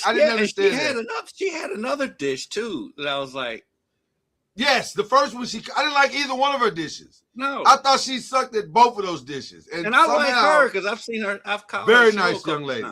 Christina Rossi, I think is her name. Yeah, I've seen her show a couple times. Yeah, very nice young lady. Yeah, it's on in the summer. Her show is on in the summer, and like on Sunday mornings or whatever. Yeah, this is not a reflection of her as a person. No, I just hated both her dishes. I hated both of those. The gumbo pissed me off. I ain't gonna lie. The gumbo pissed me off. It did, because it was like it's that advanced. I just knew she was the one going out. I was like, oh, it's gonna be her. Now, to be fair though, old girl didn't quite nail she didn't quite nail the dish. No. It was shocking, to be honest. Now, granted, they've stepped it up and made it super duper more difficult than it has been in years past. It's way harder this season than it's ever been. Like, so many of these chefs did not hit the mark on their dishes. It was crazy. But to be fair, those dishes were hard. Oh, so hard. Like they were hard. Like a beef Wellington in 20 minutes? No, that's not happening. You're not getting a beef Wellington in 24 minutes. No, that's not happening. Technically, you're not getting a gumbo in 24 minutes. Like that's just so. All of those dishes were really, really challenging dishes. So I get it, but the gumbo to me was the furthest away from where it was supposed to be, and for it to have made it through was crazy. I was like, that seems crazy, but. Nevertheless, now does Barbecue Showdown start this weekend or is it next weekend? It's on Monday this year. Really? Yeah. And you know what? Yeah. They're airing on Mondays this year. I don't know why. And I didn't realize that food truck show was in season 19. Did you know that? No. Yes, it's in the 19th season. I'm thinking it's some Survivor things going on where they'll have like 2 or 3 seasons and within 1 year. There's no way that. Oh yeah. That's probably what it is. That's the season finale, they're shooting it on Thursday at Churchill Downs. Get out. Yeah, it's ending at Churchill Downs. Are you gonna be able to sneak over? It's today. I want to go so sneak bad. over. But it's at 5 o'clock. You can't do it. You can't do it. Unless I'm live at Churchill Downs. I mean, I've done dumber things, but surely there's a story at Churchill that's happening that could. No, Bobby Flay was there. I saw Bobby Flay on Shout Saturday. out to Bobby Flay. Guy Fieri comes to the Derby every year. He was there. Was he there? Guy Fieri was there. Full hair extension.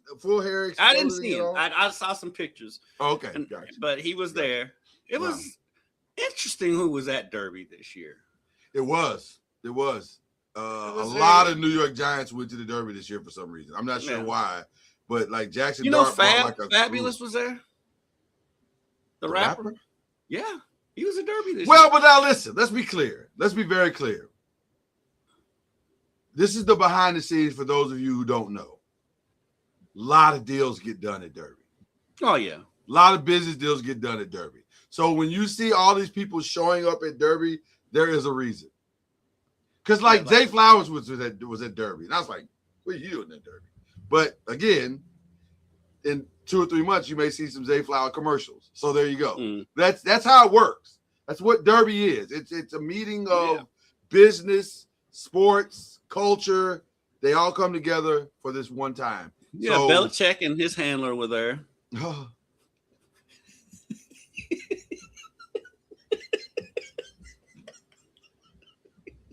Oh man. Oh boy, that escalated quickly. I didn't see that. I didn't see that coming at all. Man, that was like a They were there. Gronk was there. Did you saw them? You saw them together? There's been pictures everywhere. ESPN. Oh, you saw the pictures. Okay. I was just wondering live, does it look as awkward live as it looks when you're looking at it on TV? It looks really awkward. Well, he looks awkward no matter what. Let's see. Speaking of awkward, Jalen Ramsey was there. Really? Well, again, deals get done. Speaking of awkward things that are done in New England, everything. How do we stop this Diana Rossini story? How do we stop it? We don't. Because at this point, it's so far out of control. And it's been so far beyond me caring anymore for a while, but yet they keep forcing us to. Yeah, it's like it's coming out. You know what? I feel so bad for her husband. I do too. Because he met that woman on GP, and he was like, "This is the love of my life. This is the woman I want to build a family with." And she out here building families with other folk. Like, yeah, the latest stuff with the boat. Oh, I wonder. Can you get a birth certificate on open records? You're supposed to be able to do that, right? You can get a birth certificate on open records. I mean, all this is setting up for a great episode of Maury Povich. I'd watch. I mean, he's got that new ghetto ass show coming on BET now. I'm not gonna lie to you. I'd watch that. Mike and Diana. And seeing her run off the stage, no matter what, like I'm here for that. Matter of fact, I really don't even want that on BET. That is so much an ABC moment because it needs to be on in front of as many eyeballs as we possibly can. and I don't even want Maury to do it. I want Robin Roberts to do it because she'll do it with a little bit of, like. But she can do the build up, the storytelling of it. But you have to have Maury. You want Maury to give the final. You have to have Maury ring the envelope. You know what's gonna be funny though? I want to see the kid because if he looks like him, then it's like, what are we doing? Like we don't, because he's got very distinguishing features. Right. Listen, this should be really obvious if Mike Vrabel Feels is the like father. he probably has some dominant genes in there.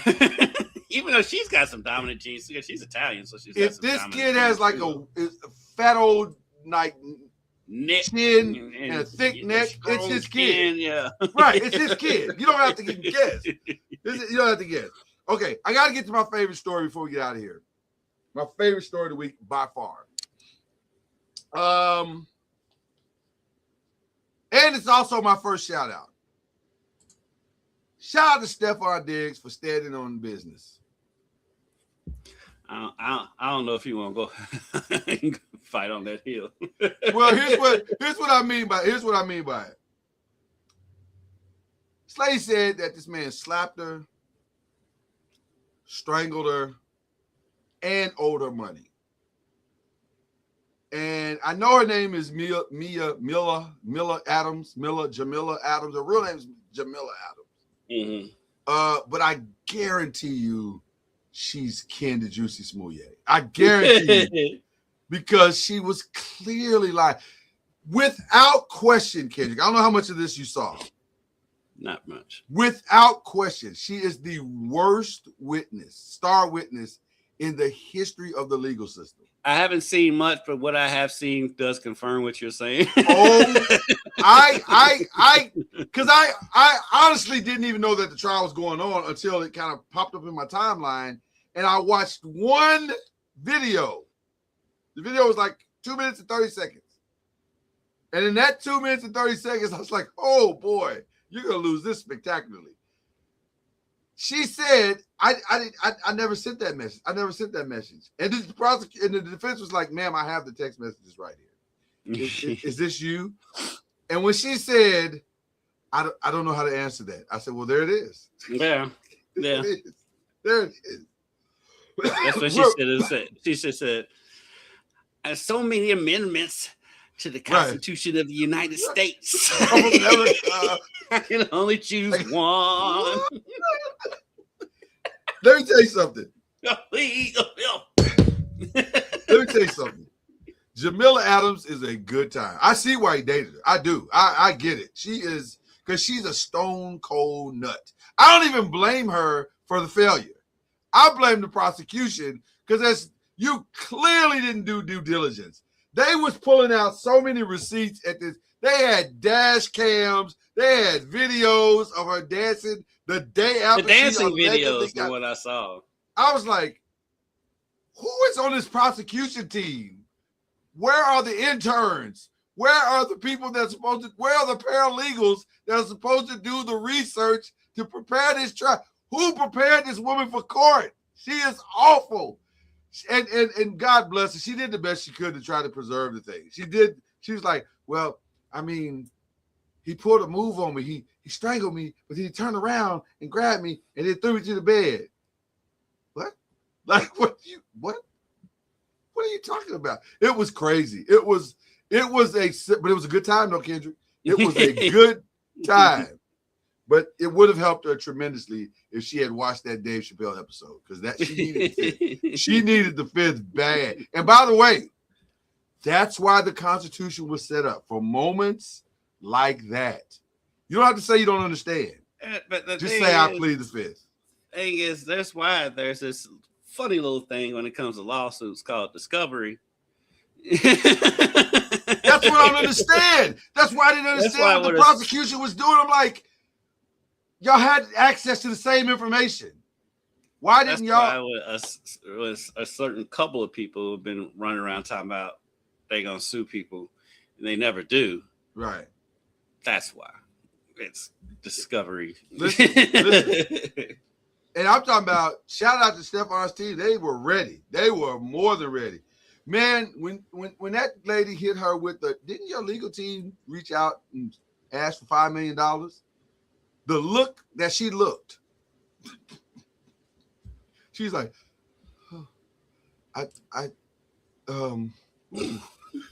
she might as well have done this. Ooh, is it hot in here?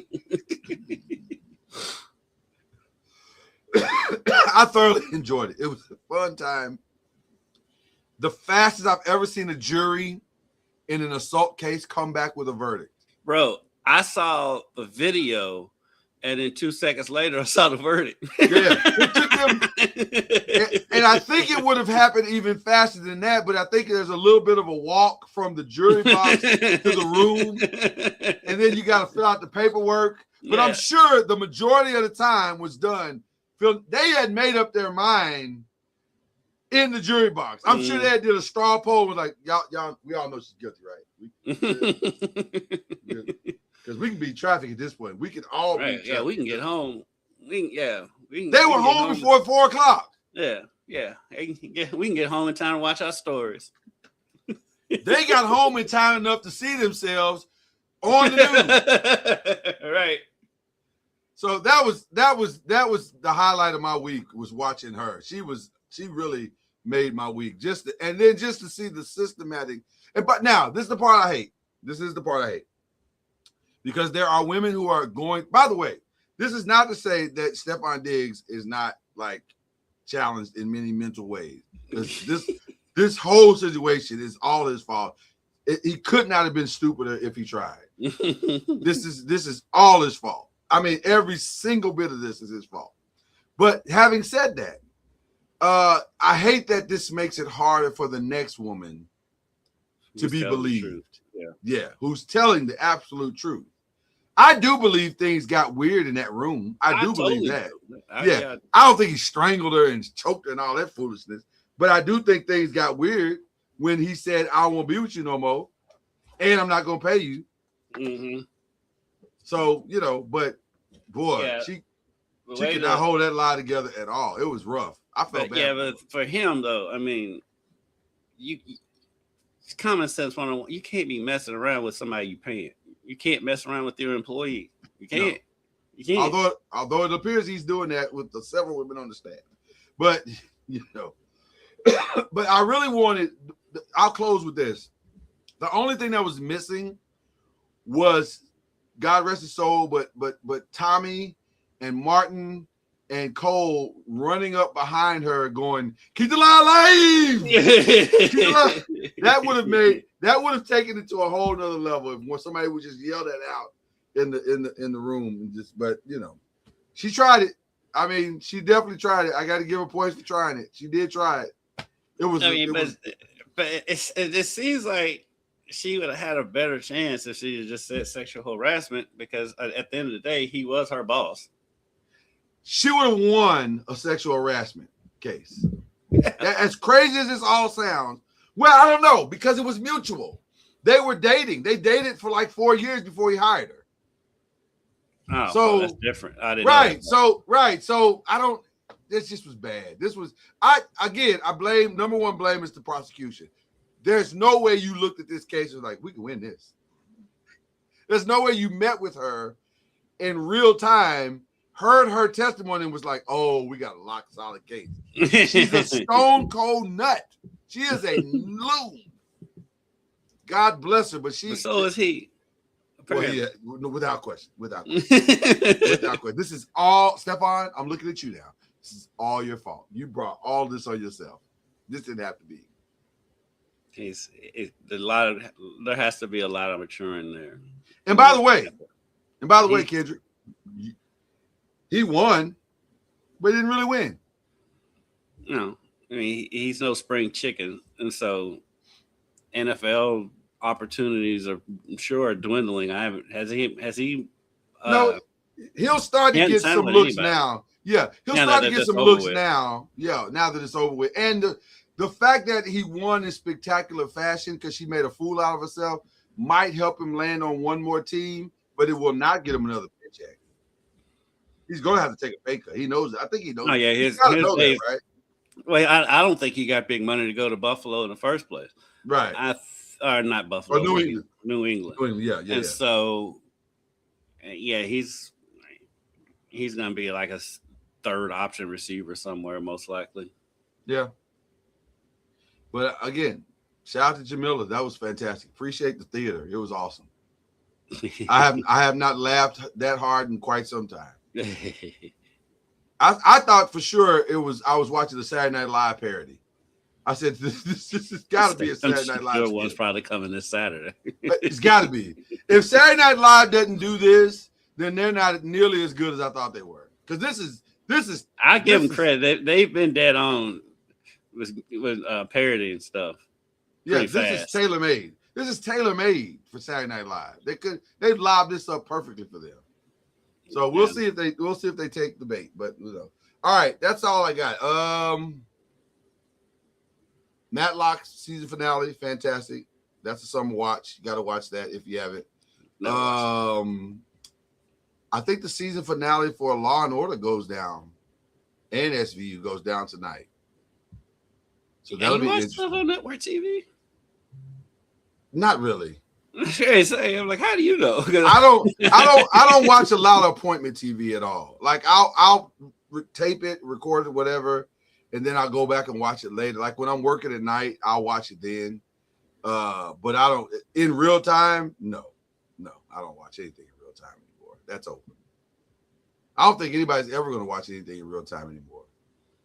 I watch the Food Network shows, and you do. Now that's true. You do. I watch it with a little bit of delay so I can fast forward through it. Although with TOC, the championship finale, I watched that in real time because I just wanted to. I knew that the internet was going to ruin it for me, so I said I got to watch it in real time. So yeah. All right, but that's all I got. You got anything? You want to bring any people up to speed or anything? No, we can go to our shout outs. All right, let's do it. I got two, both for the ladies. First, of course, Cherie DeVoe, the first ever female trainer to win the Kentucky Derby. Shout out to her. We had talked to her. We had talked to her the week before. Actually, that Monday. We talked to her that Monday before Derby because we talked to her. Ironically, we talked to her the same day we talked to Todd Pletcher and Bob Baffert. Wow.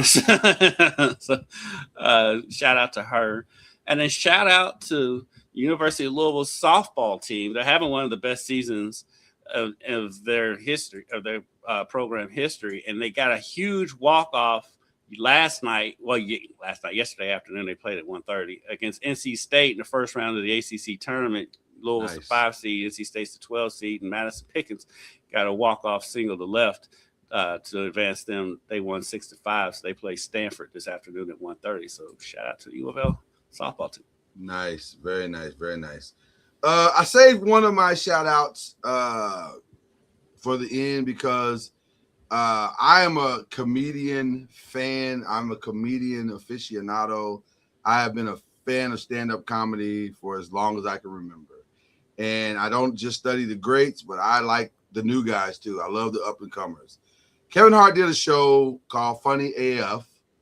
And it was pretty good. Is that the new one on Netflix? That's the new one on Netflix. But what made it amazing is that a young comedian that I discovered during the pandemic named Ron Taylor, who lived in his van for years and took a 9-to-5 working at an ice cream shop and all kinds of things, has done everything he can to keep his comedy dream alive.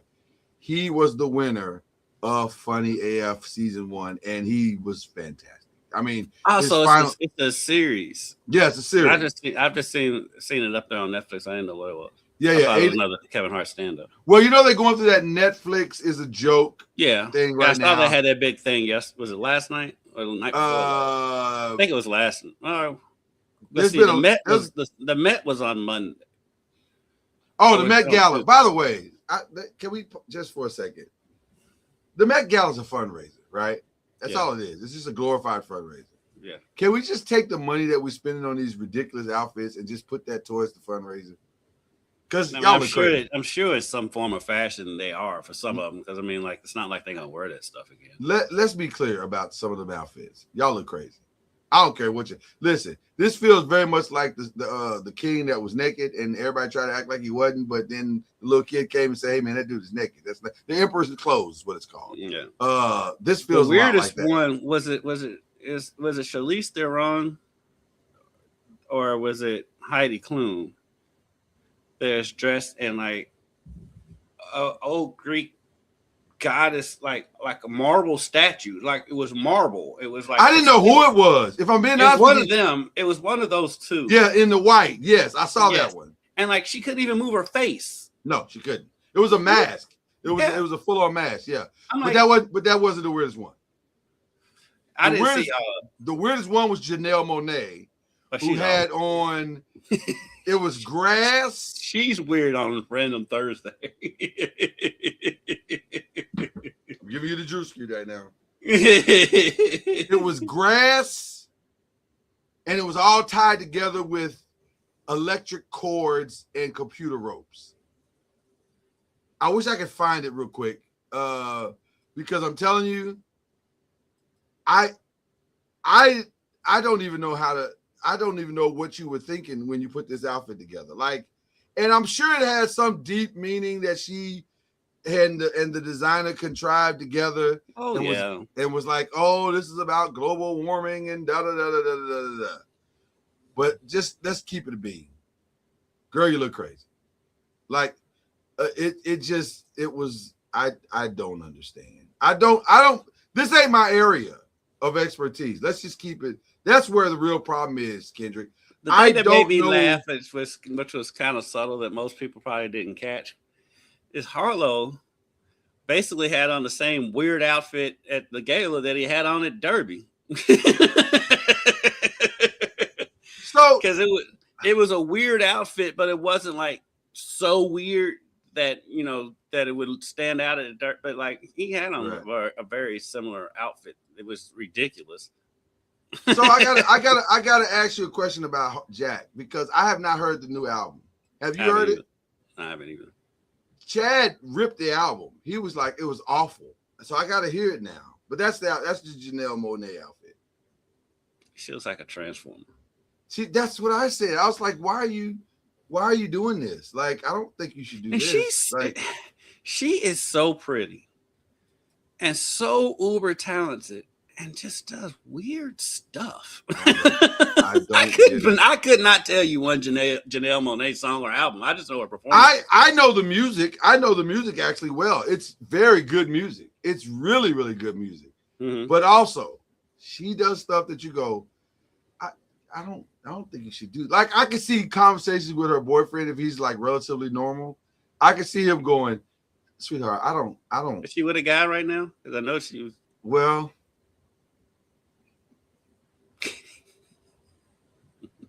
So my shout out is don't know if I should touch that one. I don't even remember what my shout out was. It was to Ronnie Taylor is his kid's name. Ronnie Taylor. Yeah. Shout out to Ronnie Taylor, a phenomenally young, talented comedian who has gone through the mud to get to where he is. And it was so cool to watch all of his fellow comedians tributing him on Instagram and other platforms, because he really has worked hard to get to where he is. And I mean, to live in your van because you love your dream so much, you're trying to keep it alive. And he's just a good guy, man. I'm a fan. Now, Ronnie, don't muck this up. Like, don't let fame destroy this for you. So whatever stuff you got to clean up in your life, clean that up, get the hanger-ons off, clean up your family stuff. And because they're giving him a Netflix special. Oh, good.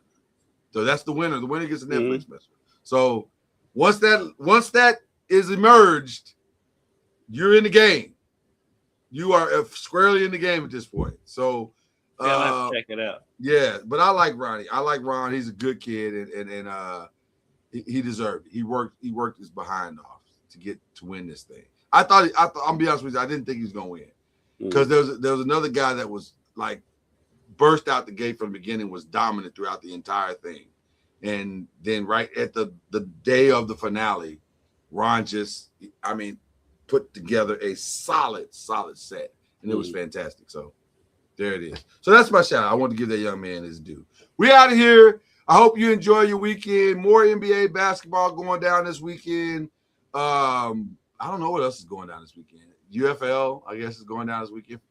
Find you something. Have you seen Michael? You ain't had time to go see Michael. No. Yeah, I was gonna say you haven't had time to go see that. Are you gonna go see Michael? I want to see it in the theaters. I've heard it stops, like the story stops like really early in his career. So apparently there is negotiations for a part 2. Even as we speak, for a part 2 that deals with the stuff that this one didn't deal with. But they were measuring it against the success of the film. And so I think the movie theater, the movie company is extremely thrilled at the performance of the first, version of Michael. Mm-hmm. So the part 2, I think, is coming. So I'm taking tomorrow off. Maybe we'll do that tomorrow. Yeah. I don't know. Movies are so expensive. Listen, on a Friday night. That's why I'm very, very comfortable at sitting in my house waiting for it to come to me. Yeah. Very, very comfortable. The way they do now, hell, it'll be there by May. At the end of May. I would imagine. I would not be surprised. I was gonna say, I would not be surprised if it's here Memorial Day weekend. I do want to see it on the big screen, but I say it's so expensive. Just like the Odyssey movie that's coming out. I really want to see that, but on the big screen. But it costs so much to go to the movies now. It's like it's a lot. It's a lot. Okay, guys, enjoy your weekend. We're gonna enjoy ours. It's Mother's Day weekend. Celebrate your mamas while you still can. Yeah, celebrate your mama. Celebrate your mama. Go do something with your mama. Your baby mama, your wife, whatever. Celebrate that woman. There's a woman in your life somewhere. Celebrate her. That had a baby. All right. That had a baby. The ones that had a baby, give them some love. All right. We out of here.